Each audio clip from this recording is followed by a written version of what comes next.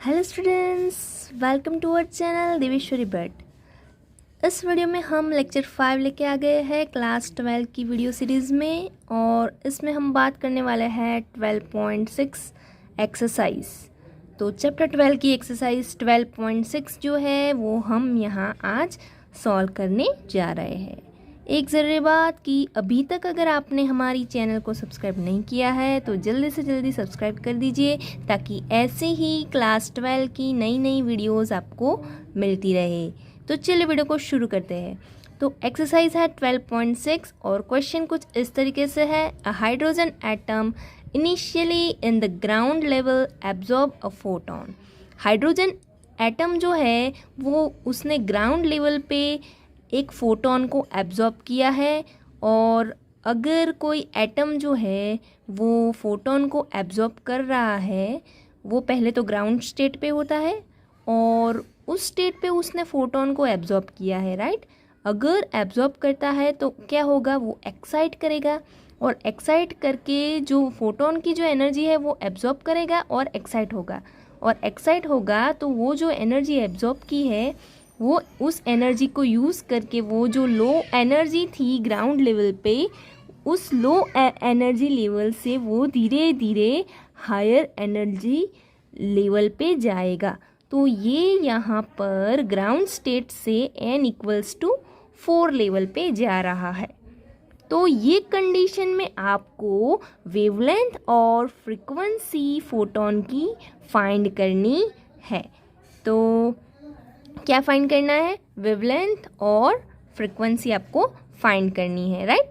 सबसे पहले जान लेते हैं कि इनिशियली किस लेवल पे है, ग्राउंड लेवल। अभी आपको पता होना चाहिए कि ग्राउंड लेवल यानी कौन सा लेवल, n=1 लेवल है। कई लोगों को ये कन्फ्यूजन रहती है कि ग्राउंड लेवल यानी कौन सा लेवल, n=0 या n=1। तो आपको याद रखना है कि ग्राउंड यानी 1 से ही शुरू करना है, 0 यहाँ पर नहीं आएगा, ठीक है। n=1 से ही स्टार्ट होता है, और जो फर्स्ट लेवल होता है वही ग्राउंड लेवल होता है, हमारा ग्राउंड स्टेट वही होता है n=1। सो इनिशियली इस लेवल पे है हमारा हाइड्रोजन एटम, ग्राउंड लेवल पे वो फोटोन एब्जॉर्ब करके एक्साइट हो रहा है, और एक्साइट होके वो n=4 पे चला गया है। तो फाइनली कौन सा लेवल, n=4 पे वो चला गया है। अभी इस कंडीशन में हमें जब वो n=4 लेवल पे जा रहा है, राइट, तो जो फोटोन इसने एब्जॉर्ब किया है तो वो फोटोन कितनी वेवलेंथ का था और उसकी फ्रीक्वेंसी कितनी थी जो कि उसने फोटोन को एब्जॉर्ब किया है, वो फोटोन की हमें फ्रीक्वेंसी और वेवलेंथ दो चीज़ यहाँ पर फाइंड करनी है, राइट। तो कंडीशन कुछ इस तरीके से डायग्राम से समझते हैं कि पहले n=1 लेवल पे था, और इस लेवल पे एक फोटोन उसने एब्जॉर्ब किया, और फोटोन एब्जॉर्ब करने से फोटोन की एनर्जी इसने एब्जॉर्ब की, तो जो एनर्जी थी उसकी ग्राउंड स्टेट पे वो इंक्रीज़ हो गई, फोटोन की एनर्जी इसमें ऐड हो गई, और एनर्जी बढ़ी तो वो चाहेगा कि हायर एनर्जी लेवल पे मूव करे। तो उसका ट्रांजिशन हुआ है ground state to upper state, और कौन से लेवल पे चला गया, n=4। n=1 से 2 नहीं 3 नहीं, सीधा n=4 चला गया, यानी उसने ज़्यादा एनर्जी एब्जॉर्ब की होगी, तभी तो वो n=4 पे चला गया, ठीक है। तो हमें अगर इस फोटोन की एनर्जी पता चलती है तो हम इसकी फ्रीक्वेंसी और वेवलेंथ दोनों निकाल सकते हैं, राइट। लेकिन हमें ये पता नहीं चलेगी, हमें इतना मालूम है कि ये कौन से एटम की बात हो रही है, तो हाइड्रोजन एटम की इधर बात हो रही है। और हाइड्रोजन एटम के लिए हमें ग्राउंड स्टेट एनर्जी भी पता है, और हाइड्रोजन एटम के लिए हम कौन से भी स्टेट की n=2 की भी एनर्जी निकाल सकते हैं, 3 की भी निकाल सकते हैं, और 4 की भी निकाल सकते हैं। तो ये ट्रिक यहाँ पर हम यूज़ करने वाले हैं। तो सबसे पहले समझते हैं कि ये चेंज कितना हुआ एनर्जी में। जितना चेंज हुआ उतनी एनर्जी यूज़ करके वो नेक्स्ट लेवल पे गया होगा, राइट। तो ये E1 से E4 जाने में इसको कितनी एनर्जी लगी, जितनी एनर्जी लगी होगी उतनी एनर्जी इसको फोटोन से मिली होगी। तो इसको कितनी एनर्जी मिली है E1 से E4 जाने में, तो हमें E1 और E4 की जो लेवल की एनर्जी है उसका एनर्जी चेंज निकालना होगा। चेंज निकालेंगे और जो डेल्टा E हमें मिलेगा चेंज कि E1 और E4 में कितना एनर्जी डिफरेंस था, उतनी एनर्जी यहाँ से इसको मिली होगी, तभी तो वो उस जो एनर्जी इसकी बढ़ी, वो एनर्जी को यूज़ करके E4 तक वो चला गया। तो ये जो चेंज है वो चेंज फोटोन की एनर्जी होगा। Energy change between ground state and n=4 level will be equals to energy of photon.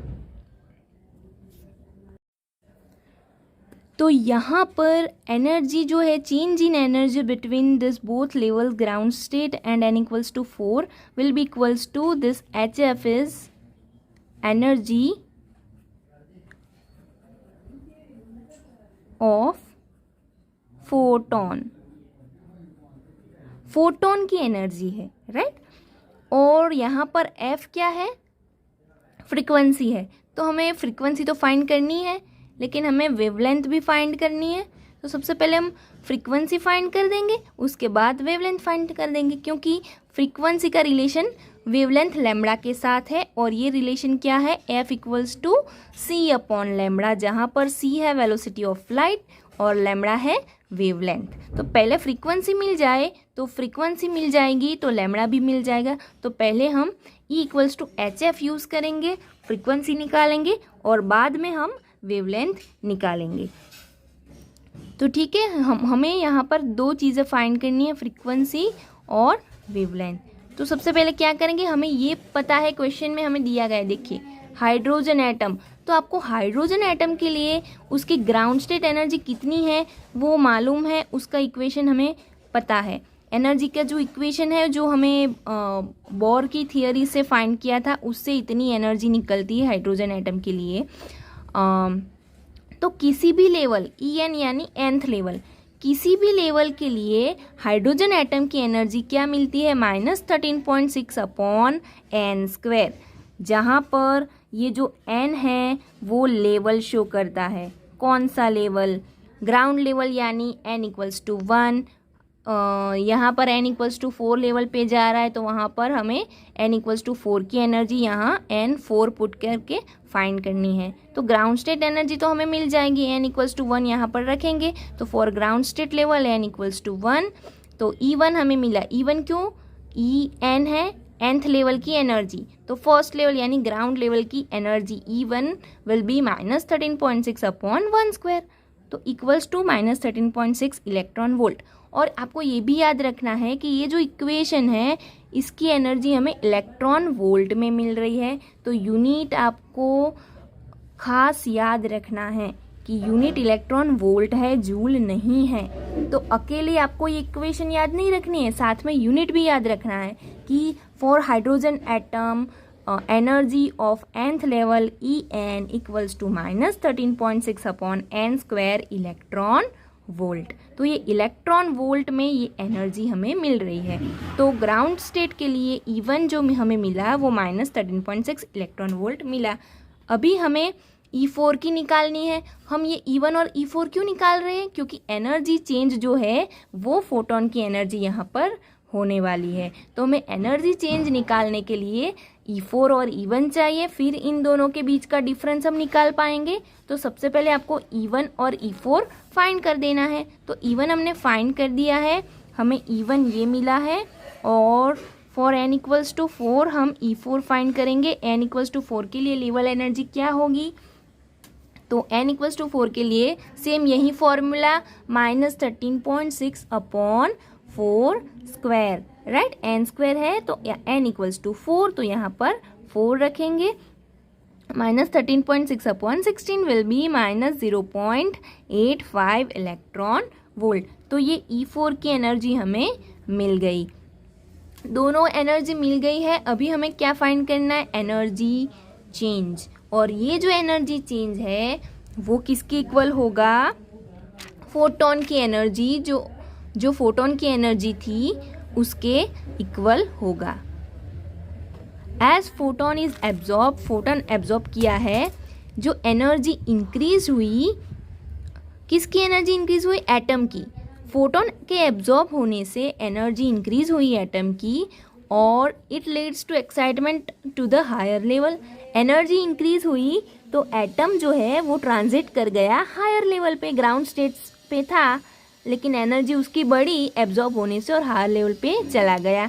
Hence increase in energy due to absorption of photon.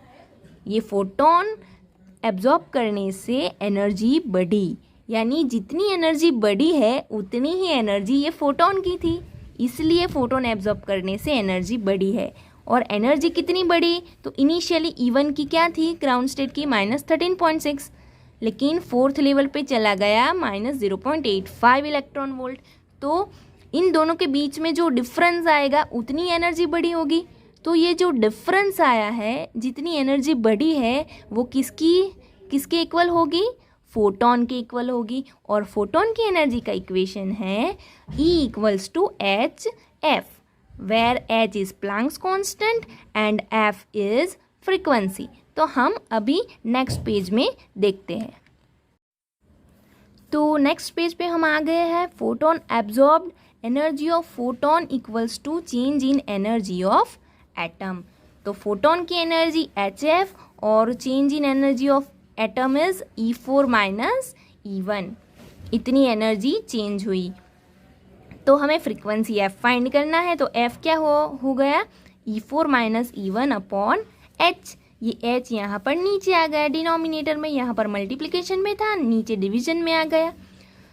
अभी हमें E4 और E1 की वैल्यू रख देनी है, और ये वैल्यू हमें इलेक्ट्रॉन वोल्ट में मिली है, तो साथ में यूनिट लिखना है, क्योंकि बाद में आपको इलेक्ट्रॉन वोल्ट से जूल में कन्वर्ट करना है, क्योंकि हमें फ्रीक्वेंसी ऐसा यूनिट में चाहिए, हर्ट्स में।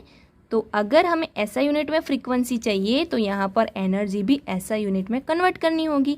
तो जो इलेक्ट्रॉन वोल्ट में हमने ये एनर्जीज फाइंड की है, वो बाद में हमें जूल में कन्वर्ट करनी होगी। वो नेक्स्ट स्टेप में हम देखते हैं। E4 की वैल्यू यहाँ पर रख दी -0.85, बीच में माइनस था माइनस, और E1 की वैल्यू -13.6। तो हमें क्या मिल जाएगा? -0.85, यहाँ पर माइनस माइनस प्लस हो जाएगा। सो -0.85 माइनस प्लस 13.6। ये थी इलेक्ट्रॉन वोल्ट में। अभी हमें इसको जूल में कन्वर्ट करनी है। तो जूल में कन्वर्ट करने के लिए मैंने पहले भी आपको बोला था क्या करना है। इलेक्ट्रॉन वोल्ट को अगर जूल में कन्वर्ट करना है तो इलेक्ट्रॉन वोल्ट में जो E है उसकी वैल्यू याद रखनी है 1.6 × 10⁻⁹। तो इलेक्ट्रॉन वोल्ट को अगर जूल में कन्वर्ट करना है तो मल्टीप्लाई बाय E की वैल्यू 1.6 × 10⁻⁻⁷। तो ये कन्वर्ट हो गई एनर्जी जूल में।